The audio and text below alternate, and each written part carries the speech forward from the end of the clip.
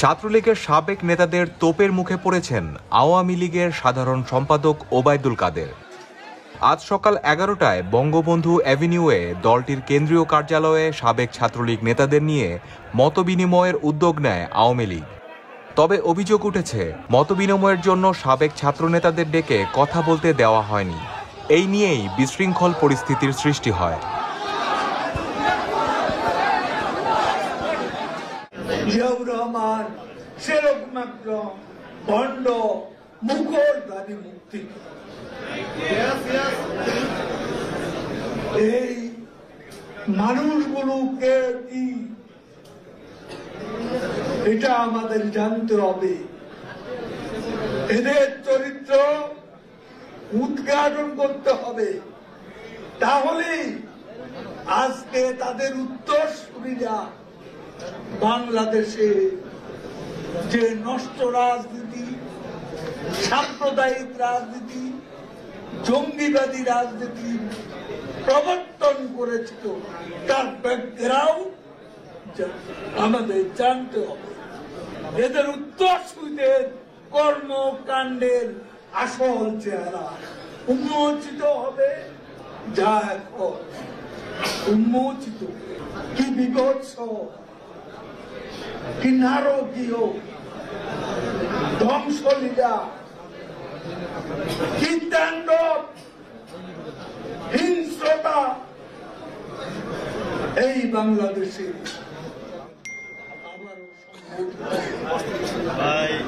2013, 2014, 2015 সালেও এই নাশকতার বলি হয়েছে বাংলাদেশে অনেক মানুষ, অনেক স্থাপনা। এবার তারা বঙ্গবন্ধু কন্যা শেখ হাসিনা মুক্তির সংগ্রামের কাণ্ডারি, তার যে অর্জনগুলো, স্বাধীনতা বঙ্গবন্ধুর অর্জন,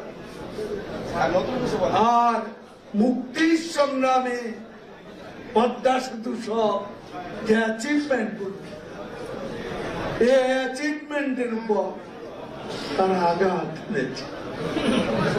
বারবার চেষ্টা করেছে পদ্মা সেতুতে, মাওয়া প্রান্তে, জাজিরা প্রান্তে আগুন দিতে, কিন্তু স্থানীয় জনগণ, পুলিশের প্রতিরোধের তারা সফল হয়েছে। সেতু ভবনে ঢাকা এলিভেটেড এক্সপ্রেস, হানি ফ্লাইওভার, বিটিভি ভবন, আজকে সেতু ভবন সম্পূর্ণরূপে জ্বালিয়ে দেওয়া হয়েছে। আমাদের ইতিহাস, ঐতিহ্য, সংস্কৃতি ধারক যে বিটিভি, সেই বিটিভিকে ভস্মীভূত করা হয়েছে। এই নারকীয় তাণ্ডবের সাথে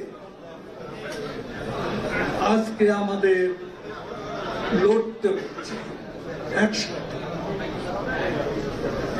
লড়তে হবে, একসাথে মানবিধান সব ভুলে যেতে হবে। আজ ওই পশু শক্তি যদি আরো প্রশ্রয় পায়, তাহলে আমাদের সবাইকে